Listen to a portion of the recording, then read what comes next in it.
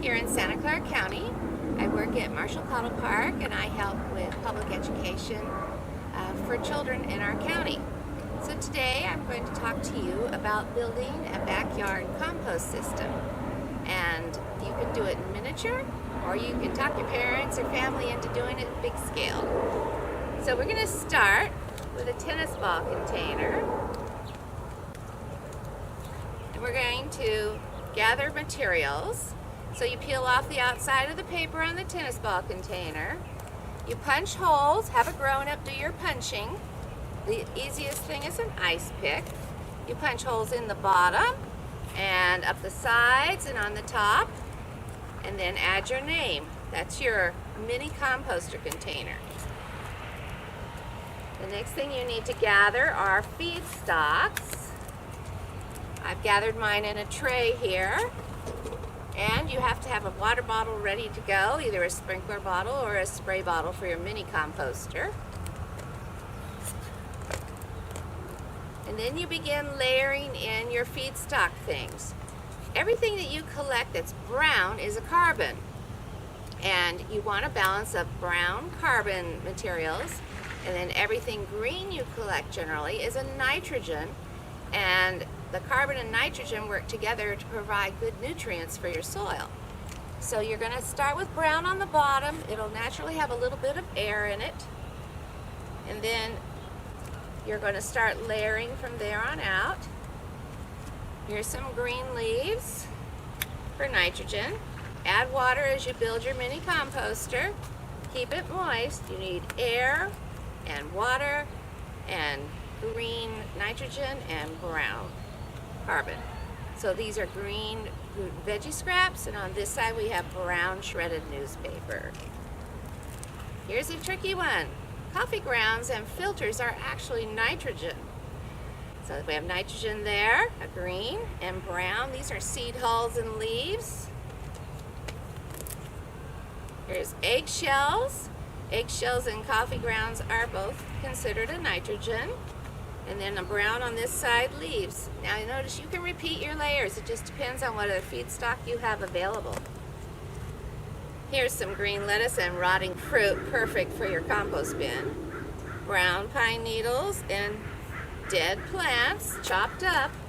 Remember, the smaller you chop your materials, the faster you will get your compost finished, because things will decompose faster because they're little bits and pieces, and more surface area is available.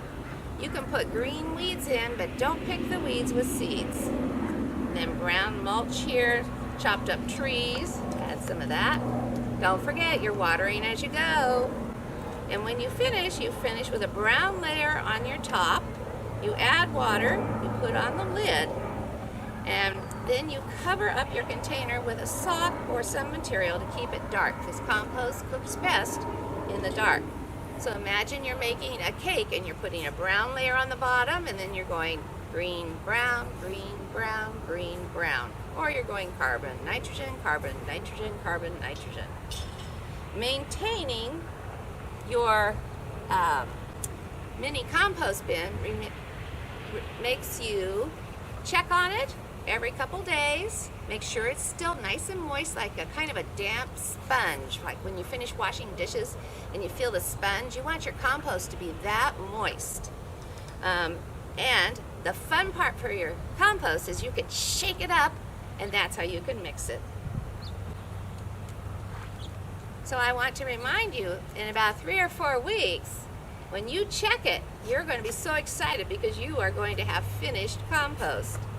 So you have to remember, for G, you're going to gather your materials. For B, you're going to build that layer cake, compost cake.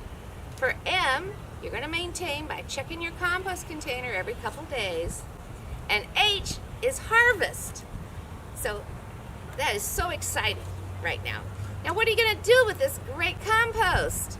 Well, we're going to tell you about that a little bit later.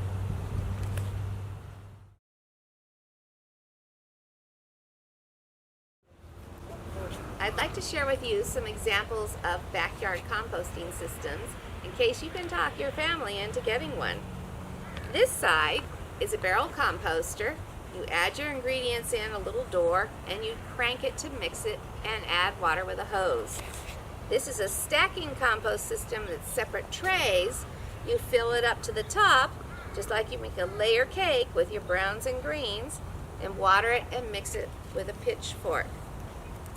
Some people also add pipes that have holes in them. That provides extra air to the middle of your pile and all the living things working in your pile. And these pipes are extended through a pile that has just fencing around it. This is my pile at home, and it has a pipe. I have pipes in it that I jiggle around and aerate the pile with. You're still going to be layering your greens and browns in your pile, using a pitchfork or any kind of tool you prefer, and watering with a hose.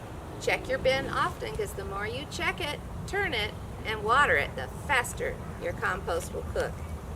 And one day you'll go out there and you'll open your bin up and you'll get this great smell, just like the air smells after a spring rain or rainstorm. And you'll look in your bin, you'll see this great dark brown color. You'll pick up a handful and squeeze it, and your handful will stay together when you squeeze it, and maybe a couple drops will come out. It's kind of like that wrung out sponge feel, like making mud pies, and it stays in its form. Now when you compost in the backyard, the little red wrigglers that are living in the top couple of inches of the soil surface come up to eat all the wonderful things you've added to your bin, and you get a surprise.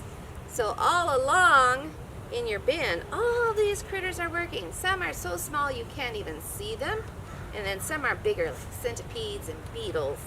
But I want to tell you that the red wriggler, that is the star of your compost bin. It's been busy eating and making castings, and you know your compost is finished when it's filled with those red wrigglers. Thank you. We hope you enjoy your compost experience.